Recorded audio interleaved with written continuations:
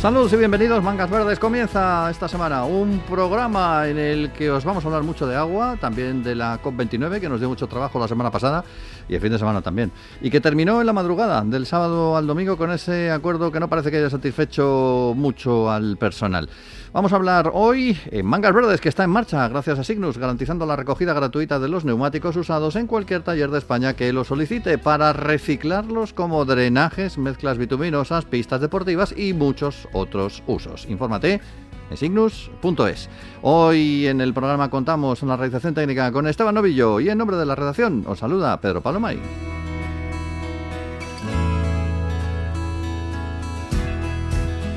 Y empezamos, como digo, hablando del informe El agua en España. Se presentó hace unos días, lo presentaba el think tank Oikos, y la verdad es que por H y por B hablamos periódicamente sobre el líquido elemento, que en nuestro país tiende a los extremos. Bueno, yo creo que casi como sus habitantes. O bien estamos con esas sequías que nos dejan sedientos, o bien nos enfrentamos a inundaciones que todo lo arrasan, como la que vimos a finales de octubre, principios de noviembre, no solamente en la Comunidad Valenciana. Se habla mucho de lo que pasó en la Comunidad Valenciana, pero también en Andalucía y también en Castilla-La Mancha.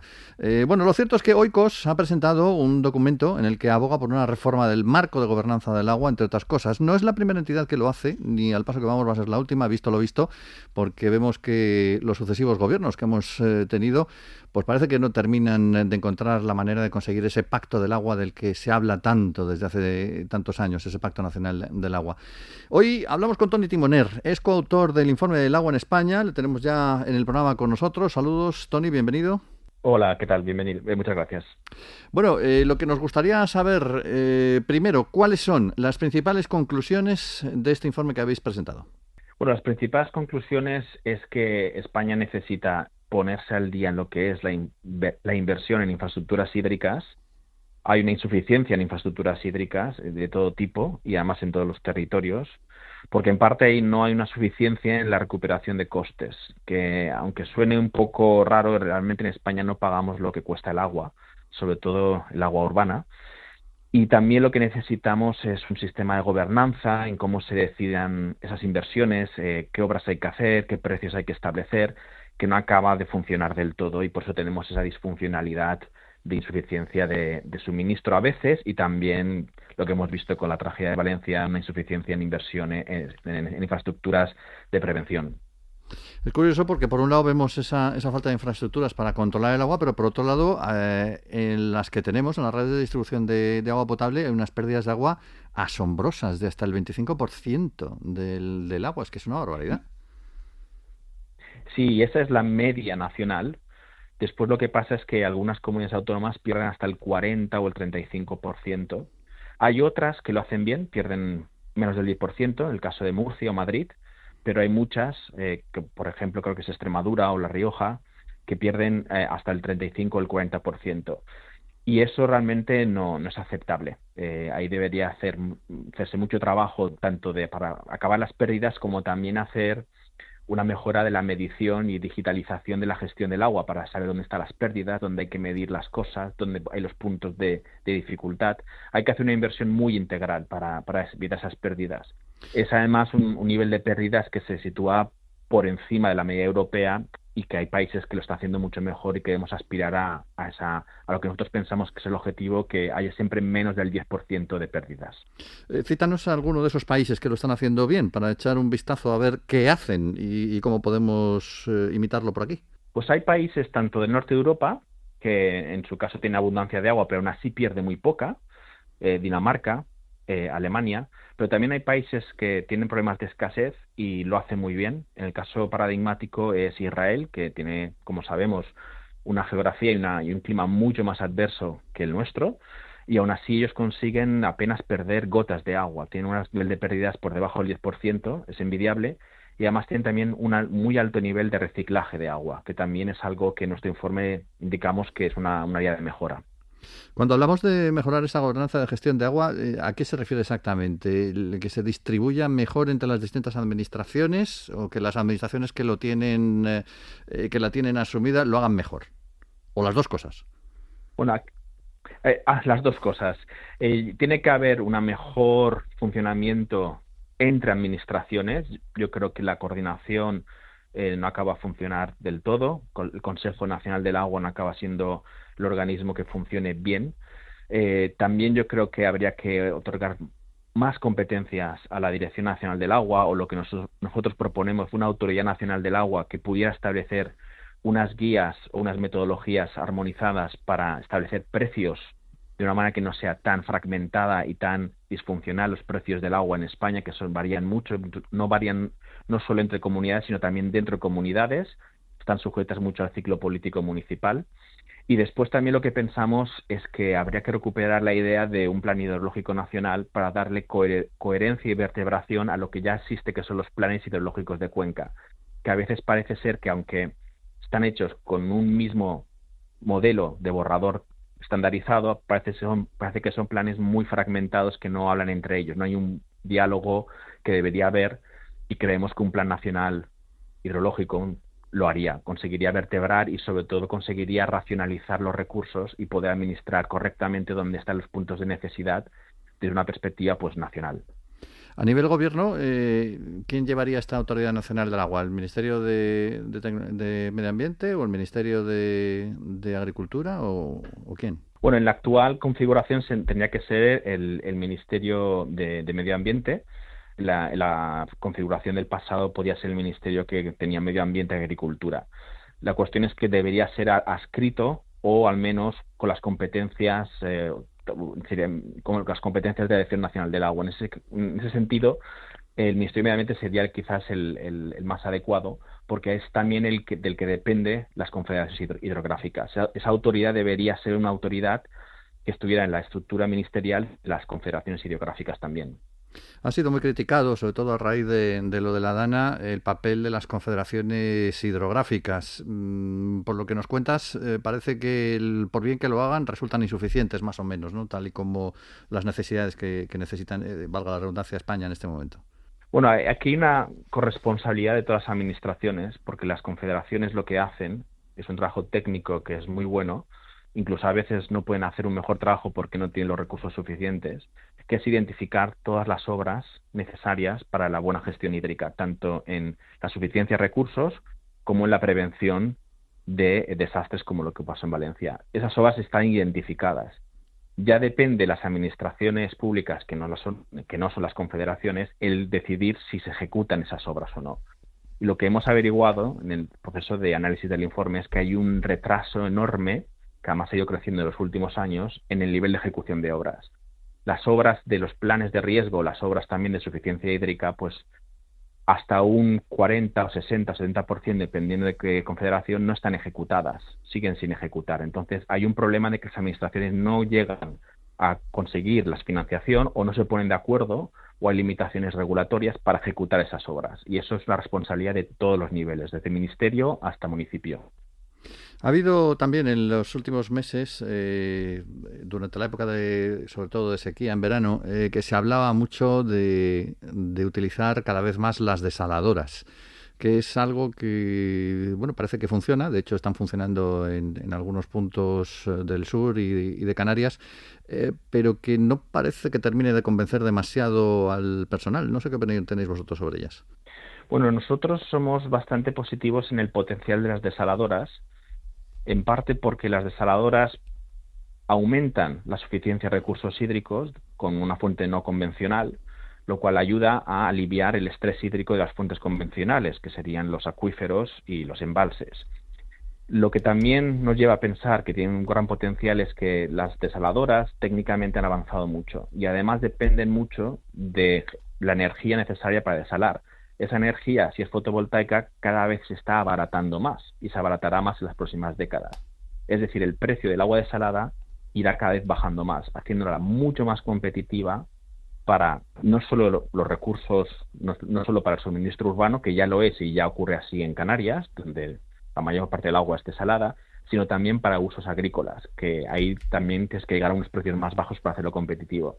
Y ya ha habido casos, sobre todo en la parte de la cuenca del Júcar y el Segura, donde ya las desaladoras ya son competitivas para usos agrarios, y además también ya pueden generar una calidad de agua que es apta para la mayoría de cultivos o para gran parte de los cultivos. Y eso es algo que también se ha avanzado mucho en los últimos años. Uh-huh. El informe lo habéis presentado. No sé si habéis tenido ya alguna reacción por parte de alguna autoridad o la esperáis o no. Porque, claro, uno presenta Bueno, los hemos datos tenido comentarios privados. Sí, ha habido una buena recepción. El problema es que es un informe que quizás como no pone el dedo en la llaga en nadie en concreto, sino que un poco da una alarma o viene a decir que hay una responsabilidad conjunta de todas las administraciones, y también como mira a muy largo plazo, hace un análisis crítico de lo que ha sido la gestión del agua en las últimas décadas. Entonces no establece unas responsabilidades claras de este gobierno o esta administración. Entonces no hemos tenido una reacción ni muy negativa ni muy positiva, porque es un informe bastante neutral en ese sentido. Y por tanto, bueno, hemos tenido muy buena acogida entre los técnicos, y entre la clase política pues una acogida pues un poco, bueno, más neutra. ¿El siguiente paso es la elaboración de algún informe más con cosas más concretas o de momento vais a seguir observando la situación? ¿Qué es lo que vais a hacer desde Oikos? Bueno, queremos nosotros en Oikos, queremos avanzar con el tema del agua, sobre todo de la perspectiva de cómo el agua es fundamental para mantener la biodiversidad y sobre todo de los ecosistemas donde el agua forma una parte clave. Y esa va a ser la próxima línea de trabajo que queremos hacer, porque el agua no solo hay que preservarla o ahorrarla para mantenerla para el consumo humano, sino porque también es un elemento clave para ecosistemas de nuestro territorio. Eso sería nuestra siguiente fase, porque pensamos que es fundamental, o sea, es no solo para humanos, sino también para los animales y nuestra fauna. Y también pensar en otros temas también que nos interesan mucho en Oikos, que es también cómo poder establecer mecanismos de compensación y mecanismos sociales para todo lo que es los impactos medioambientales de la transición energética. Es un tema que también yo creo que será de interés y que además también puede que sea algo que nosotros, por el cual que hagamos unas recomendaciones sobre ciertas autoridades nacionales que sean necesarias aquí. Uh-huh. Muchas gracias, Tony, por habernos explicado este informe, y vamos a ver el recorrido y el impacto que pueda tener en próximos meses. Gracias por habernos acompañado en el programa. Muchísimas gracias a vosotros. Mangas Verdes, pasión por el medio ambiente.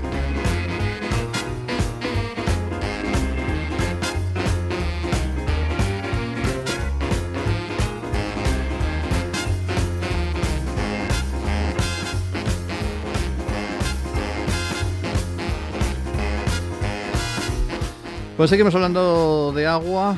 Y nos vamos a centrar ahora en la Comunidad Valenciana, la más afectada después de ese desastre, de esa dana que antes comentábamos. Y no podemos olvidarnos no ya de las víctimas mortales, sino de las localidades afectadas y de los campos arrasados, de la histórica huerta sur valenciana. Durante allí un alto porcentaje del campo afectado eran cultivos ecológicos. Vamos a hablar de ello con Vicente Faro, que es ingeniero forestal y presidente del Comité de Agricultura Ecológica de la Comunidad Valenciana, y que, bueno, pues está viviendo en directo este desastre, casi un mes después. Seguimos hablando de ello y lo que nos falta todavía. Vicente, gracias por estar con nosotros y bienvenido al programa. Hola, buenos días y gracias por hacer eco de nuestro mensaje. Eso es lo que queremos. Bueno, lo primero de todo, saber cómo está la situación ahora mismo en la zona. Se ha recogido parte del desastre, se está intentando limpiar, pero queda mucho todavía, ¿no? Sí, queda. Bueno, claro, primero dar las gracias a todas las muestras de solidaridad que ha tenido, yo digo que nuestra cultura de todo el Estado, no solo el pueblo valenciano, sino todo el Estado español, que ha demostrado que somos un pueblo solidario, y a eso no nos gana nadie. Y yo digo que me estremezco cada vez que veo muestras de solidaridad en cada rincón donde voy de España. Este fin de semana pasado estuve en Biocultura y precisamente uno de los expositores, que es una tienda de productos ecológicos en el centro de Madrid, Biocentro, fuimos allí a una cena para digamos, presentar la Feria Biocultura, y me vi un cartel allí de muestra de solidaridad, de recogida de alimentos y de productos que nos hacían falta. Y ya te digo, allí donde vas encuentras eso, solidaridad. Y eso es de agradecer, la verdad es que sí, mucho. Uh-huh. Y bueno, sí, ¿cómo está la situación? Pues la verdad es que el campo, primero se está atendiendo, digamos, que las vías de comunicación, digamos que en las zonas urbanas que todo vuelva un poco a esa normalidad, que todo el mundo pueda ir a comprar a un sitio cercano. Por ejemplo, los mercados públicos están haciendo un esfuerzo importante para que se recupere ese espacio de que vaya al vecindario a poder comprar. Sé que los supermercados, las tiendas están haciendo también un gran esfuerzo. La recuperación de agua, luz, algo tan básico que se ha alterado muchísimo. Y ya te digo, estamos en esa fase. ¿Qué ocurre? Que en el campo pues tardará un poco más porque realmente pues la población vive en las ciudades, en los núcleos urbanos, y es donde se está atendiendo.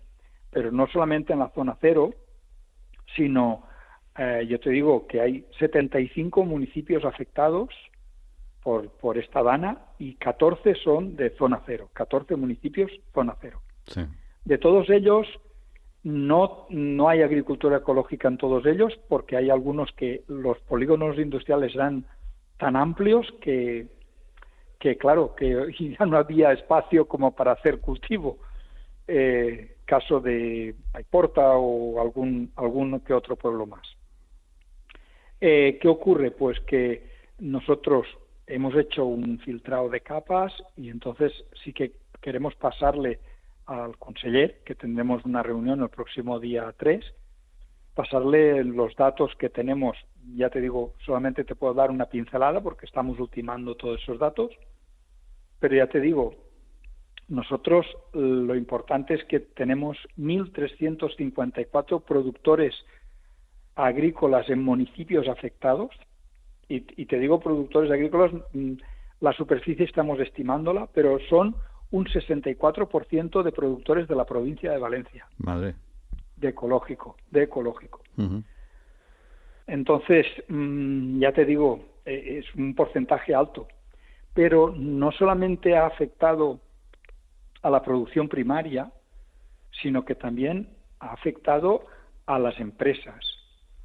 Entonces, te digo que las empresas que estaban implantadas en polígonos, empresas que elaboraban productos a partir de insumos de agricultura ecológica o que elaboraban productos elaborados o que elaboraban a partir de agricultura ecológica y ellos también certificaban, tenemos 225 empresas en municipios afectados.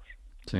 Y eso supone un 48% sobre las empresas que tenemos certificadas en la provincia de Valencia.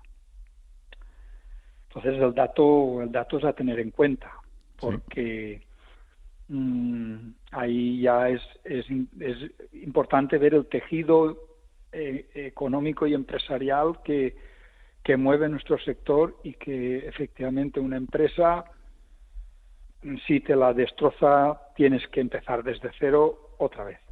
Sí, porque además es lo que comentábamos, que no se trata solamente de lo que es el campo en sí, sino incluso de los productos que estaban almacenados y que se han perdido también ya. Efectivamente, o sea, si tú tenías en tu empresa productos almacenados y tenías la maquinaria para elaborar esos productos, pues si se ha ido, ha desaparecido. Entonces es un proceso que va a ser una carrera de larga distancia y yo digo, lo primero que he hecho es agradecer las ayudas, la muestra de solidaridad, pero esto hay que pensar que va a ser algo que tardará años en recuperarse. Ya. Y respecto a superficie, te digo, tenemos 30.105 hectáreas de cultivo afectado, un 61% de la superficie de la provincia de Valencia que certificamos nosotros. El Comité de Agricultura Ecológica. Habéis puesto en marcha, son datos verdaderamente preocupantes y verdaderamente fastidiosos. Yo no sé, ¿vosotros estáis recibiendo ayudas de todas las administraciones o solo de una parte? Vamos a ver. ¿Cómo es eso? A ver, el Comité de Agricultura Ecológica es una entidad de derecho público, pero la gestionamos de forma privada los propios operadores. Sí. Vamos a ver, es derecho público porque en realidad el organismo de control, la entidad de control es Consellería, pero ellos, digamos, nos transfieren las competencias a este organismo, este comité, que depende siempre de Consellería, técnicamente siempre depende de Consellería, pero nosotros tenemos nuestros técnicos y los operadores hacemos elecciones cada 4 años y somos los que formamos parte del pleno del órgano de gestión, es decir, los que gestionamos digamos, el comité, la empresa. Tenemos que dar cuentas a Consellería de todo lo que hacemos y tal, pero básicamente nosotros un 85% de nuestro presupuesto viene de los propios operadores que se certifican y pagan su certificado. Uh-huh. Después Consellería sí que nos ayuda, hace ayudas a la certificación y nos ayuda en una parte de nuestro presupuesto también a mejorar a nivel de tecnología de la información y la comunicación, algo de promoción, etcétera, etcétera. Pero igual que hace con otros organismos de calidad diferenciada, como pueden ser las indicaciones geográficas protegidas, las denominaciones de origen, etcétera. Pero bueno, nosotros sí que vamos, ya te digo, próximamente tenemos una reunión con el conseller y les vamos a informar de la situación de la agricultura ecológica en la Comunidad Valenciana, fundamentalmente en los 75 municipios afectados. Aún así, estáis poniendo en marcha... Esbozo. Sí, esto sí, porque tendríamos que hablar mucho tiempo para contar todos los detalles, pero me llamó la atención, hablabas antes de esas muestras de solidaridad que se están recibiendo por todas partes. También estáis organizando vuestros propios actos, como el tema de las burbujas solidarias, que no sé si nos podéis contar. Sí, bueno, esto fue un acto de la denominación de origen Cava Requena, que viendo también la situación, pues bueno, un poco las bodegas que forman parte de la DO Cava de Requena, pues digamos, de alguna manera han dado producto y entonces simplemente todo lo que se recaudaba en esta muestra de burbujas solidarias, que fue el sábado pasado en el mercado de Colón aquí en Valencia, pues todo lo recaudado se va a pasar a la asociación que se dedica a gestionar las ayudas a los municipios afectados. Y nosotros también, a través de Proava, que es una asociación también que se dedica a promover los productos de la Comunidad Valenciana, hemos hecho un convenio de colaboración.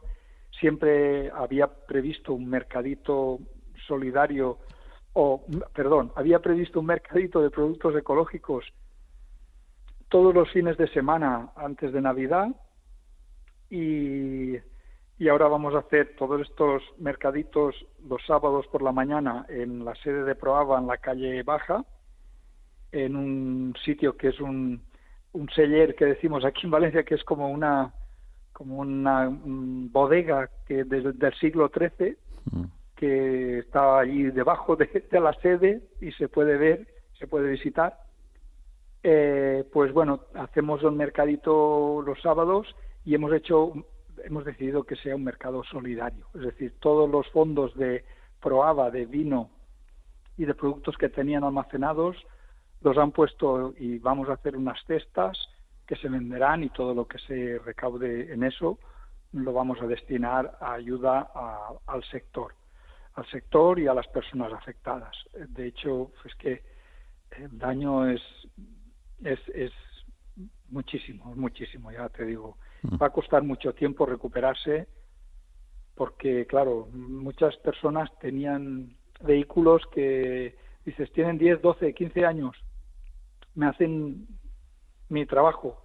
Resulta que te lo coge y y ahora lo único que te dan es el valor venal más un 20%.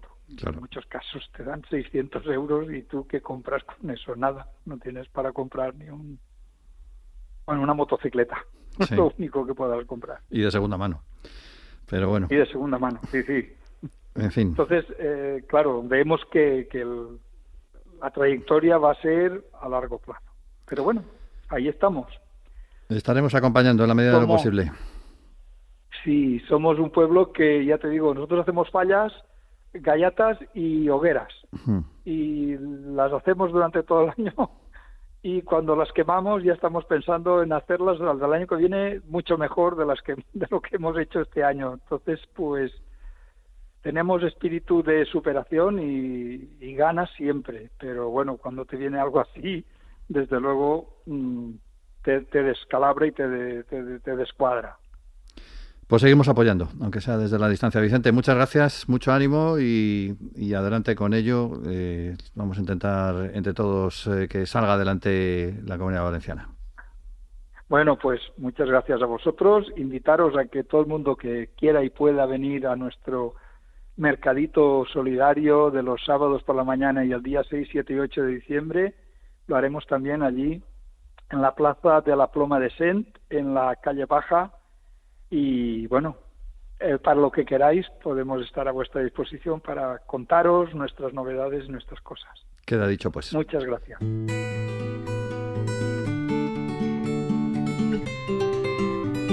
Mangas Verdes. Respira hondo. Desde que mis hijos juegan en el parque infantil con suelo de seguridad, cuando se caen ya no se hacen daño como antes. ¿Sabes que gracias a la labor de reciclado de los neumáticos fuera de uso que hace Signus, se construyen áreas de juego infantiles más seguras y llamativas? Signus, dando valor al neumático fuera de uso. Síguenos en redes sociales. Y la COP29 terminó y sus resultados parece que no han satisfecho demasiado. La verdad es que podía haber terminado mejor, pero según nos cuentan también mucho peor, incluso en fracaso absoluto, porque hubo un momento que pareció que aquello colapsaba definitivamente. Vamos a hablar con una testigo de excepción de las conferencias de las partes, porque lleva muchos años siguiéndolas de cerca en calidad de observadora de las Naciones Unidas, y también ha sido el caso de Bakú en Azerbaiyán. Es la directora de la Fundación Empresa y Clima, Elvira Carles, que la tenemos ya con nosotros. Elvira, saludos, bienvenida. Hola, buenos días. Contento de estar con vosotros. ¿Cómo ha sido al final los entresijos de la cumbre? ¿Ha sido todo mucho más complicado de lo que se preveía en un momento o ha respondido un poco a las expectativas de dificultad que había ya desde el primer momento? Todas las COP son diferentes, esto es bueno saberlo. Esta, desde un inicio, teníamos muy pocas expectativas. ¿Por qué? Porque el año pasado en Dubái se habían superado todo el plan de trabajo que teníamos y esta se entendía que era un poco como más de traspaso. Es decir, teníamos dos temas muy importantes encima de la mesa, cerrar el artículo 6 del Acuerdo de París y hablar de financiación. Pero la verdad es que tanto uno como otro no era indispensable y necesario cerrarlos en esta COP, porque los dos tienen un plazo de caducidad, que es el próximo mes de noviembre del año 25, cuando se cumplen los 10 años del Acuerdo de París y cuando que hay que empezar como una etapa nueva, ¿vale? De entrada pensábamos, si no conseguimos ninguna de las dos cosas, intentemos avanzar en lo que podamos en los dos campos y vamos a ver el año que viene, ¿vale? Esto se sumó que los primeros días también supimos, pues las elecciones norteamericanas y ya entendimos que el segundo, en este caso, emisor del planeta, que es Estados Unidos, andaría con un perfil bajo, ¿vale? Que no impondría, ¿vale? Y empezamos. Y la gran sorpresa, contra pronóstico, que nadie se lo esperaba, ni yo que llevo 17 COPs, y es en el plenario inaugural, el presidente dice que el artículo 6, una parte importante, que teníamos pendientes el 6.2 y el 6.4, que en las reuniones que se ha tenido durante todo el año se ha avanzado y que en la reunión pasada, en el mes de octubre, de los grupos de trabajo, prepararon ya el documento para ellos final y que lo había consultado con los jefes de delegación, que todos estaban de acuerdo que realmente para avanzar después en financiación necesitamos tener el artículo 6 cerrado y que nos parecía si tirábamos adelante con la herramienta. Jolín, y todo el mundo estuvo de acuerdo. Yo misma, el primer día, cuando hablé con el equipo que tenía en Barcelona, les dije, lo que ha pasado hoy yo creo que me acordaré hasta que me muera. Es decir, es tan imposible, pero no entiendo por qué la jugada de meter en el primer plenario el documento y no obligar a firmar. Es que todos estuvieron de acuerdo. Claro, incluso los países pobres, porque si el artículo 6 no se cierra, no hay suficiente financiación para llegar a todos, a las necesidades que tenemos. Con lo cual fue como, wow, en un día de 2 trabajos que teníamos, uno ya está liquidado. Y esto fue realmente sorprendente. O sea que, de entrada, cuando estás metida en las negociaciones, te das realmente cuenta de cómo se hacen las cosas. Cuando lo ves desde fuera o cuando no genera quizás un titular de prensa, no se le da importancia y ya está. El hecho de haber tenido el artículo 6 cerrado y adelante ha facilitado que pudiéramos hablar de financiación, ¿vale? Y este es el gran tema y el más difícil. Y claro, aquí ha habido no acuerdo hasta 24 horas después de que supuestamente se había cerrado la COP, que no se había cerrado, evidentemente, se alargó un día más.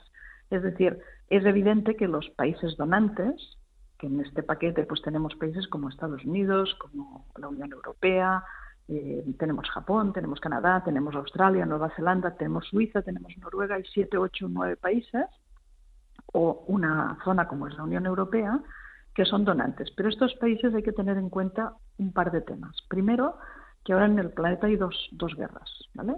Y la Unión Europea empieza a tener, igual que el resto de países donantes, problemas domésticos, es decir, inundaciones, aumentos del nivel del mar, sequías extremas dentro de casa, ¿vale? Con lo cual, ellos dejarán de dar dinero o de facilitar fondos. La respuesta es no, porque cada año los fondos van en aumento. Pero quizás parte de estos fondos, no quizás no, seguro, los invertirán, los gastarán en adaptación, mitigación interna, en sus áreas, en su zona, en Europa en este caso, ¿vale? Con lo cual, el dinero movilizado a otras partes del planeta, pues quizás no llegue tanto, ¿vale?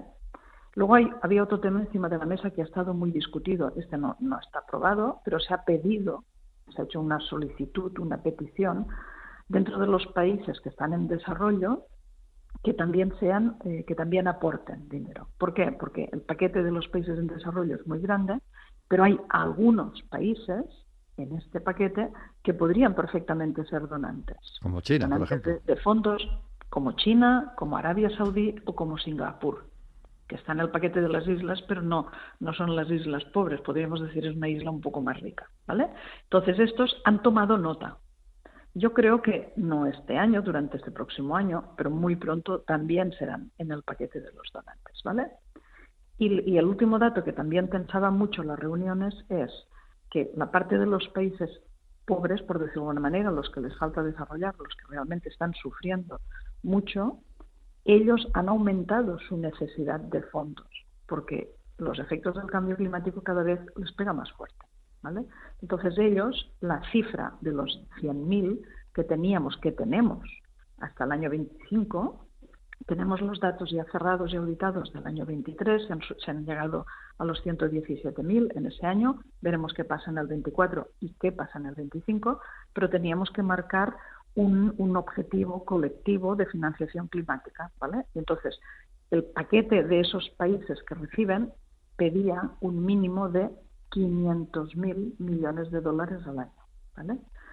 Y la Unión Europea tenía alguna línea roja, que no superar los 400, algunos países no podían dar más de lo que han dado hasta ahora, cada año lo mismo, pero no aumentar mucho la financiación, claro. Entonces llegó un momento que esto se tensó tanto que incluso hubo grupos de países que se levantaron de la negociación, pero se volvieron a sentar. ¿Por qué? Porque si te levantas de la mesa y no hay un acuerdo financiero, significa que el compromiso que tienes hasta el año 25, que es el año que viene, se acaba. Y no hay un siguiente compromiso que te lleve del 25 al 35.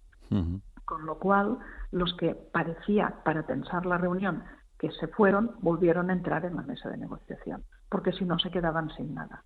Y lo que se consiguió, y esto se consiguió a las 5:30 de la mañana del sábado al domingo, con muchas tensiones y muchas discusiones, es que ese fondo o ese dinero, esa financiación climática que tenemos hasta el año que viene de los 100.000 cada año, aunque ya llevamos 2 o 3 años superando, el 22 y el 23 se han superado, pero el objetivo es 100.000, pues se ha triplicado. Es decir, se ha llegado a un compromiso que entre el 25 y el 35 esa cantidad irá creciendo y el objetivo es llegar a 300.000 millones de dólares para el año 2035. Con lo cual, después de muchas horas y 16 días de negociación, de los 2 objetivos principales que teníamos encima de la mesa, para mí, uno se ha completado, el artículo 6, y el otro se ha triplicado el fondo. Con lo cual, la conclusión es que no, en absoluto,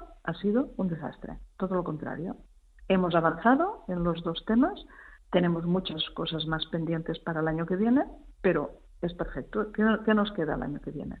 Pues nos queda adaptación, mirar de que entren los fondos, nos queda insistir a los donantes para que el Fondo de Pérdidas y Daños, que ya está operativo, esté más nutrido, nos quedan cerrar algunos temas de esos países que quizás les tendremos que insistir para que también sean donantes, que todavía no lo son, y bueno, y veremos también pues los efectos de las emisiones que continúan creciendo y que la temperatura pues continúa aumentando, y yo creo que este año lo cerraremos habiendo superado el 1.5, que era uno de los objetivos que nos marcamos en Glasgow. Aunque el Acuerdo de París dice no superar los 2 grados, pero en Glasgow nos hicimos los valientes y dijimos, bueno, venga, a ver si intentamos que no pase del 1.5. Y esto no va a ser así, porque va a pasar. Queda mucho trabajo. Pues entonces la próxima cita será en Belém, a las puertas del Amazonas, en Brasil, el año que viene. Gracias, Elvira, por habernos acompañado y por habernos resumido también los trabajos de este año. Gracias a vosotros. Gracias.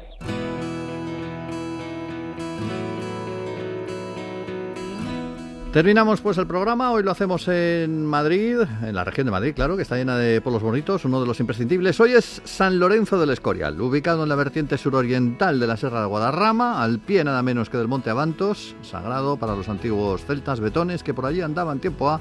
Es quizás uno de los pueblos más impresionantes de la comunidad autónoma. San Lorenzo del Escorial se llama así por el colosal monasterio del Escorial, levantado por Felipe II, claro, aunque la localidad moderna data de mucho después, formalmente del siglo XVIII, con Carlos III. El municipio incluye el paraje de Cuelgamuros, con el Valle de los Caídos y la cruz de 150 metros de altura que lo corona, y posee un importante patrimonio histórico, artístico, urbanístico, cultural y también natural. Parte del conjunto monumental figura en la lista del Patrimonio de Humanidad de la UNESCO. Su término municipal ha sido declarado bien de interés cultural, además. Entre las muchas cosas que podemos ver, pues está la llamada silla de Felipe II, seguramente un antiguo altar de los betones, en realidad. La casita del Príncipe, que es una de las residencias todavía hoy de la corona española, el Real Coliseo de Carlos III, conocido popularmente con la Bombonera, o el Castañar, una finca histórica con gran interés ambiental llena de castaños, como su nombre indica. No te vayas de San Lorenzo sin meterte al cuerpo su sopa castellana, sus callos a la madrileña, sus lentejas estofadas, sus chuletas de ternera o su asado de cochinillo. Bueno, Mangas Verdes en marcha gracias a Signus, referente en el modelo de la economía circular, trabajando por un entorno sostenible para garantizar el tratamiento adecuado de los neumáticos fuera de uso. Infórmate en signus.es. Nos vamos hoy con la realización técnica de Esteban Novillo. En nombre de todo el equipo de la plataforma medioambiental de la Agencia EFE, os habló Pedro Palomay. Feliz y verde semana.